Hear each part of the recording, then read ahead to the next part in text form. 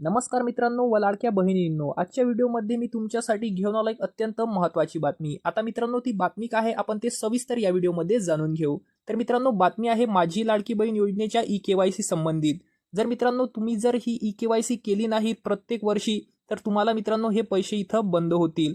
म्हणजेच आता तुम्हाला हे जून ते जुलै महिन्यात प्रत्येक वर्षी ई-केवायसी करावंच लागणार।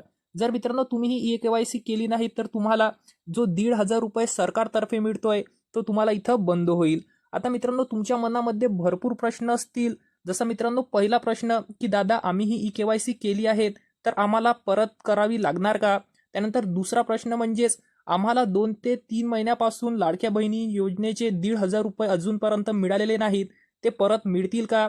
त्यानंतर तिसरा प्रश्न, जर आम्ही आता जून ते जुलै महिन्यात नवीन ई-केवायसी केली तर आम्हाला मागच्या 2-3 महिन्याचे पैसे आहेत जसं 1,500, 1,500, 1,500 असे 4,500 रुपये ते परत मिळतील का पूर्णपणे? आणि चौथा प्रश्न आणि फार इम्पॉर्टंट प्रश्न आहे तो म्हणजेच लाडकी बहीण योजनेचे नवीन फॉर्म हे कधीपासून सुरू होतील? तर या व्हिडिओमध्ये मी तुम्हाला इथं सविस्तर माहिती सांगणार आहे, त्यासाठी व्हिडिओ नीट शेवटपर्यंत बघा। आणि व्हिडिओ बघण्याआधी मित्रांनो, तुम्ही जर आपल्या चॅनलवरती नवीन असाल तर प्लीज सबस्क्राईब करून ठेवा अशाच मित्रांनो लाडकी बहीण योजनेसंबंधित लेटेस्ट अपडेट्स जाणून घेण्यासाठी। तर चला मित्रांनो, व्हिडिओ सुरू करूयात। तर मित्रांनो, आपण इथं बघू सगळ्यात पहिला प्रश्न तो आहे की दादा आम्ही ही ई-केवायसी केली आहे तर आम्हाला परत करावी लागणार का? तर मित्रांनो बघा, ही ई-केवायसी तुम्हाला आता प्रत्येक वर्षी करावं लागणार जून ते जुलै महिन्यामध्ये।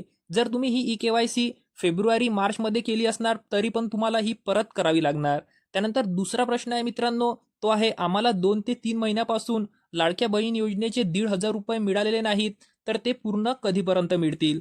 तर मित्रांनो बघा, जर तुम्ही ई-केवायसी करसान, जसं जून ते जुलै महिन्यामध्ये पूर्ण तुमची ई-केवायसी कंप्लीट होईल, तसंच मित्रांनो काही काही जिल्ह्यांमध्ये हे पूर्णपणे रक्कम इथं तुम्हाला देण्यात येईल। त्यानंतर तिसरा प्रश्न आहे तो म्हणजेच जर आम्ही आता जून ते जुलै महिन्यात नवीन ई-केवायसी करणार तर आम्हाला मागच्या महिन्याचे म्हणजेच 2-3 महिन्याचे जे पैसे बाकी आहेत ते मिळतील का?